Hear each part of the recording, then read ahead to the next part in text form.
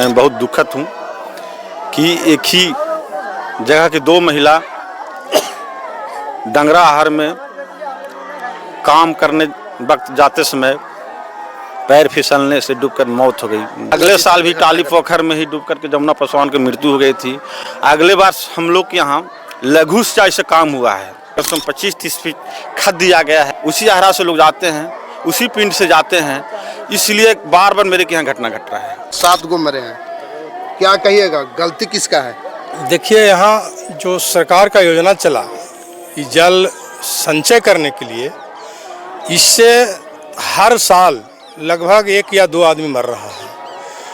हम तो सरकार से यही चाहेंगे कि जितना दूर में गड्ढा है, आहरे किनारे किनारे सड़क बना दिया जाए और उसको जैसे कांटा नुमा तार से उसको बाउंड्रिंग कर दिया जाए। 1 साल पूर्व भी जमुना पासवान जी का डूबने से मृत्यु हुआ था।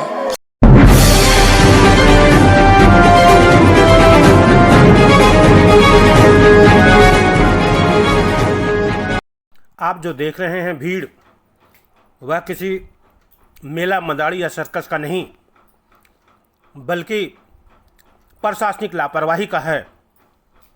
ब्यूरोक्रेट्स का वही हिस्सा है जो किसी की जान के प्रति गंभीर नहीं है। और यह गुरारू थाना क्षेत्र की घटना है, जहां देवकली पंचायत में 2 महिलाएं डूब गई हैं। ऐसा नहीं कि यह पहली घटना है। डूबने से ही गुरारू थाना क्षेत्र में 7 की मौत हो चुकी है, जिसमें आज की घटना में रामांती देवी 32 वर्ष पति संतोष मांझी और फुलमनिया देवी पति मुन्ना मांझी जो खेत की ओर जा रही थी, अचानक पैर फिसलने से रामांती देवी आहर में गिर गई। उसे बचाने के लिए जैसे ही फुलमनिया देवी छलांग लगाई, वह भी पानी में डूबकर मौत के शिकार हो गई। आखिर मौत के मुंह में समाई इन महिलाओं के कारण क्या है, क्या दोष है आखिर? हालांकि जो प्रावधान है उसके तहत मुखिया ने आकर 3000 रुपये की राशि दे दी। सीओ पहुंचे, उन्होंने भी 20,000 की राशि दे दी। और जैसा कि बताया जा रहा है, विधायक विनय यादव ने भी आश्वासन दिया है कि जो सरकारी प्रावधान है उसके तहत पोस्टमार्टम के बाद 4 लाख रुपए दे दिए जाएंगे। अच्छी बात है, जो सरकारी व्यवस्था है उसके तहत राशि मिल जाएगी, लेकिन कब तक लगेगी जान की कीमत? कब तक गरीब दलित परिवार डूबते रहेंगे? और यह जो आहर खन कर छोड़ दिया गया है 25-30 फीट का, जैसा कि ग्रामीण बता रहे हैं, ग्रामीणों का आरोप है कि लघु सिंचाई विभाग द्वारा आहर और तालाब की खोदाई 25 से 30 फीट गहराई तक कर दी गई है, लेकिन सुरक्षा के लिए कोई व्यवस्था नहीं की गई। आखिर यह गड्ढा खनकर लोगों को मौत के मुंह में समाने के लिए क्यों छोड़ दिया गया और कब तक छोड़ दिया जाएगा? राशि तो दे दी गई, लेकिन और कितने लोग डूबेंगे, उससे बचाने के लिए प्रशासन ने क्या व्यवस्था की है? प्रश्न यह है। देवकली पंचायत के मुखिया विनोद कुमार यादव ने बताया कि पहले ही प्रशासन से आहर के चारों तरफ सुरक्षा एवं घेराबंदी लगाने की मांग की थी, लेकिन अब तक कार्रवाई नहीं हुई। यदि मुखिया ने कार्रवाई की मांग की थी तो उस पर जो भी लापरवाही की गई उसके लिए दोषी कौन है, यह भी जांच का विषय है। हादसे के सूचना पर गुरारू थाना प्रभारी अमरजीत चौधरी ने मौके पर पहुंचकर दोनों शवों को कब्जे में ले लिया और पोस्टमार्टम के लिए मगध मेडिकल कॉलेज अस्पताल भेज दिया। सीओ नुपुर कुमारी ने भी पहुंचकर ढाढ़स बनाया और मुआवजा राशि दिलवाया जाएगा, ऐसी बात कही है। कबीर अंत्येष्टि योजना के तहत 3000 रुपये दिए गए।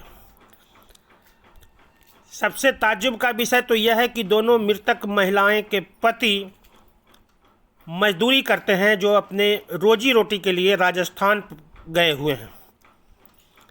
ऐसे में इनकी मौत वाकई हृदय विदारक है।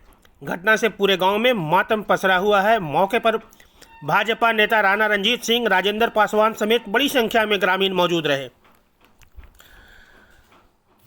ऐसी घटनाएं अक्सर हो जाती हैं, लेकिन प्रशासन के द्वारा घटना दोहराया नहीं जाए, यह भी प्रयास जरूरी है। गांव वालों की बातों को यदि माना जाए तो 2 साल में ही 7 लोगों की मौत तालाब और आहर में डूबने से हो गई है। पिछली साल जमुना पासवान की भी इसी तरह तालाब में डूबने से मौत हुई है। इधर भारतमाला प्रोजेक्ट के तहत सड़कों का विस्तारीकरण, चौड़ीकरण, निर्माण चल रहा है और उसमें भी जगह जगह से मिट्टी खनकर निकाल लिए गए हैं और 20 से 25 फीट गहरा करके छोड़ दिया गया है। गुरारू क्षेत्र का जंगलडीहा, सोरनपुर, विनयनगर, रौनापुर, तिलोरी, कोरमत्थू, मथुरापुर, सवेरा आदि कई ऐसे गांव हैं जहां गड्ढा कर मौत का कुआं बना दिया गया है। अब इसमें कौन डूबेगा यह तो कोई नहीं जानता है, लेकिन इसके लिए सुरक्षात्मक कोई प्रबंध नहीं है। हाँ, यह सही है कि डूबने के बाद जो राशि होगी वह वितरित कर दी जाएगी, लेकिन क्या मौत की कीमत लगा रही सरकार? सुरक्षा के लिए कोई बंदोबस्त नहीं। आखिर कब तक इस तरह लोग अपनी जान गंवाकर चुप बैठे रहेंगे?